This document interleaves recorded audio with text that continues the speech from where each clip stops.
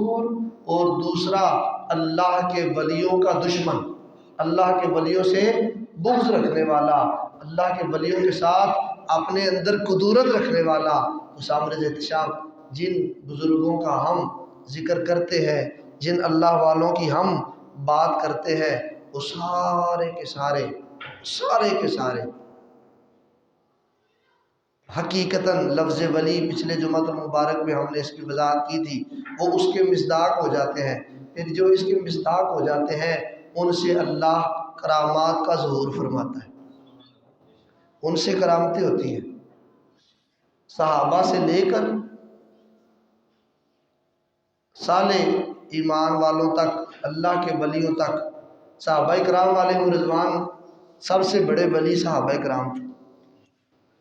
ولایت صحابہ سے شروع ہوئی، نبوت ختم ہوئی تو ولایت شروع ہوئی خلافت کے ساتھ، اور ولایت کے سب سے بڑے علمبردار، سب سے بڑا منصب جو ولایت کا ہے وہ صحابہ کا ہے۔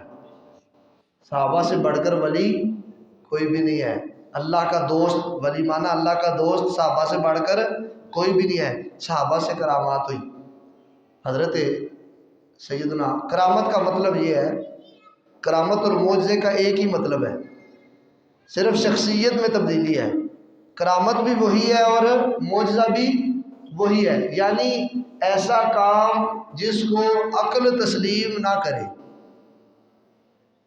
ایسا کام جس کو عقل تسلیم نہ کرے وہ معجزہ کہلاتا ہے، اور یہی کام جس کو عقل تسلیم نہ کرے یہ کرامت کہلاتا ہے۔ معجزہ کب کہلاتا ہے؟ جب کسی نبی کی نبوت کو واضح کرنا ہو، اس وقت ایسا کام ہو وہ اس نبی کے ہاتھ سے، کہ جس کی نبوت کو اللہ نے واضح کرنا ہے اس نبی کے ہاتھ سے ہو، نبوت کی دلیل بن کر وہ معجزہ ہوگا، اور غیر نبی نبی کا ماننے والا، یہ بات ذہن میں رکھیے گا، غیر نبی نبی کا ماننے والا اور غیر نبی نبی کا منکر ہو تو اس کے ہاتھ سے اگر خلاف عقل کوئی کام ہو تو وہ جادو تو ہو سکتا ہے لیکن کرامت، یہ ذہن میں رکھیے گا، غیر نبی نبی کا ماننے والا، ایک خود نبی بھی نہ ہو اور دوسرا نبی کا منکر بھی، نبی سے صادر ہوگا تو معجزہ ہوگا، غیر نبی سے صادر ہوگا تو وہ اس غیر نبی کا اس بات پر قائم ہونا ضروری ہے کہ وہ امام الانبیاء صلی اللہ علیہ وسلم کو خاتم الانبیاء تسلیم کرتا ہو۔ اگر وہ امام الانبیاء صلی اللہ علیہ وسلم کو خاتم الانبیاء تسلیم نہیں کرتا تو اس سے کوئی ایسا کام ہو جس کو عقل تسلیم نہ کرے تو وہ کرامت نہیں ہوگی بلکہ وہ جادو ہوگا۔ یہ سمجھ لیجئے گا کہ وہ جادوگر ہو سکتا ہے لیکن وہ ولی نہیں ہو سکتا۔